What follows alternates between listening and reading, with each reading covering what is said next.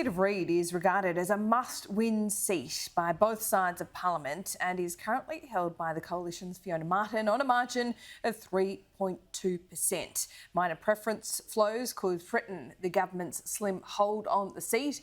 A former Liberal Party member, now running as an independent, has directed her lower house preferences to Labor. She joins me now. She's the independent candidate for Reid and her name is Natalie Baini. Natalie, great to see you. Thanks, You're Laura. a disaffected Liberal. I think we can describe you That's like correct. that. That's correct. Why? Because you've been in the Liberal Party for a couple of decades. You're now running as an independent, and I should say you're not a Climate 200 independent. No. But what has made you so upset with the Liberal Party's direction? There are a number of reasons why I've left the Liberal Party.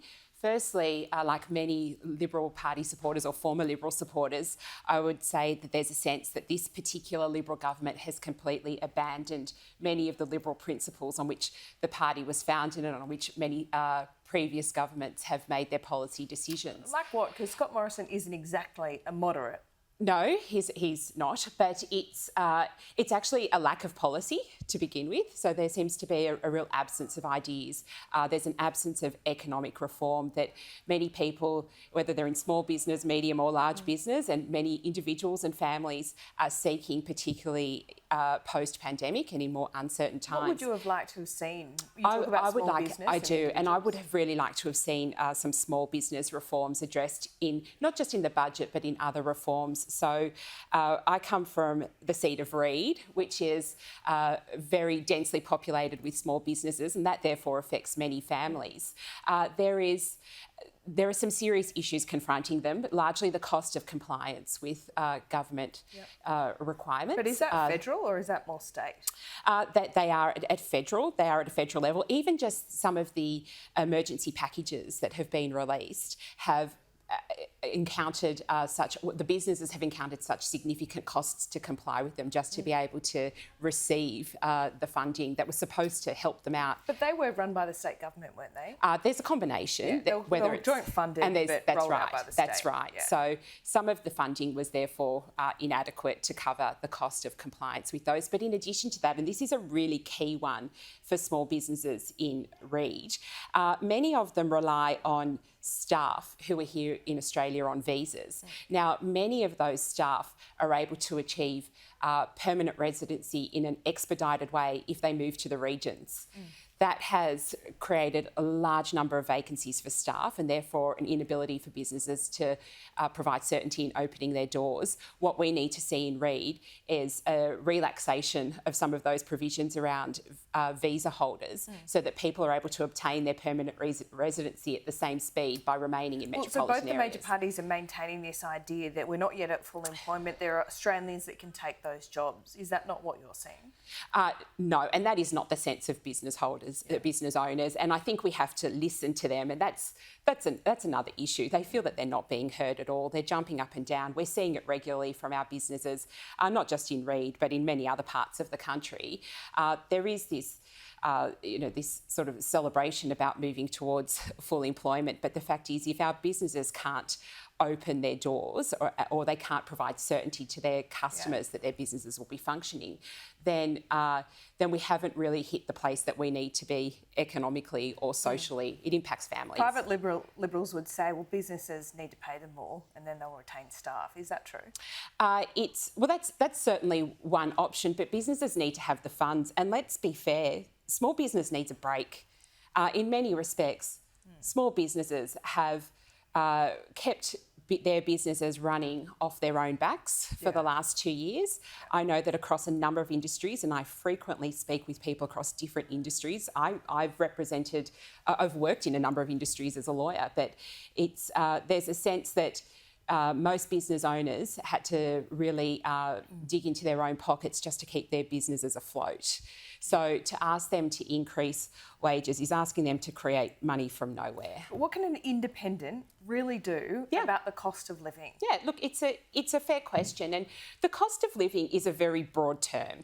So there are a number of economic decisions that have been made or not made over the years that influence the cost of living. I think what independents at the moment are largely concerned about, and I will point out that a number of independents, myself included, are people who are educated, experienced at an executive level, and are very accustomed to making significant decisions.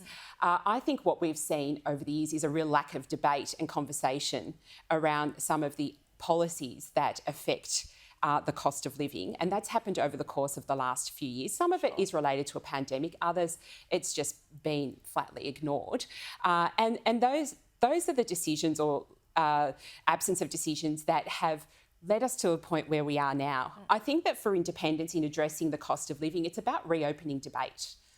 So we talk about things like, for example, today's interest rate decision, and it could go either way. The government will step away from that and say nothing that we've done influences or has an impact on today's interest rate decision. And it's true that monetary policy is the responsibility of the Reserve Bank, but there are a number of other economic decisions and influences that inform the Reserve Bank's decision making around interest rates. 0.1%. A cash rate, that's not a sign of a healthy economy, is it?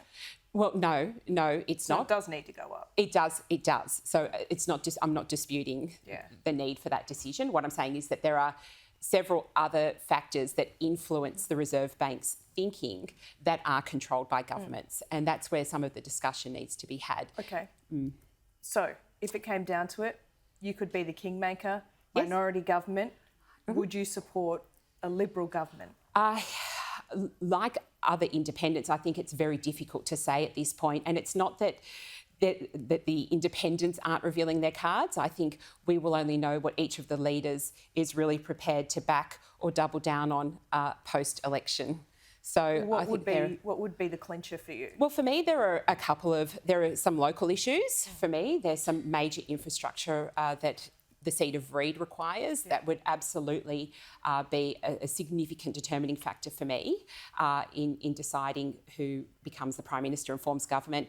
Nationally, we do still need to see some of those economic opportunities presented for a climate economy. So I think that the people of Reid are largely on board with the need to take climate action, but what the businesses need to see are the economic opportunities that emerge from that. It's amazing that you've been in the Liberal Party for so long and you are even contemplating supporting an Anthony Albanese government. It's not about, it's a decision that I haven't made, and it's actually we've only got 3 weeks. Most of the policies are on the table, but the complication is I've said this, I've heard myself say this a number of times in recent weeks.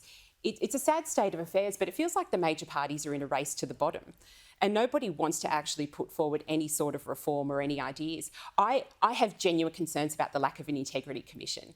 So I think that is something that the people of Reid and indeed the country are jumping up and down for. And I think the New South Wales model?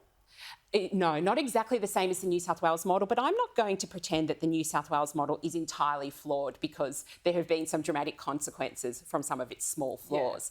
I think it's something that, unfortunately, we've seen some of ICAC's decision-making play out in public. We do need to remove the theatre of that, but I'm not going to undermine or disrespect our legal institutions by calling them kangaroo courts when I know that they're very ethical people doing the right job and they are asking the right questions to hold governments to account. And I would say that in the absence of an integrity commission, it's even more important to have independents holding governments to account. One quick question. If Scott Morrison wasn't the Prime Minister, would you return to the Liberal Party?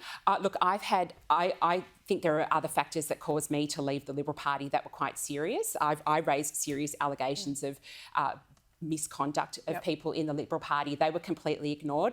I would need to see that the Liberal Party not only has apologised to myself and many others who have experienced this, but is genuinely interested in reform around women's safety and some other aspects.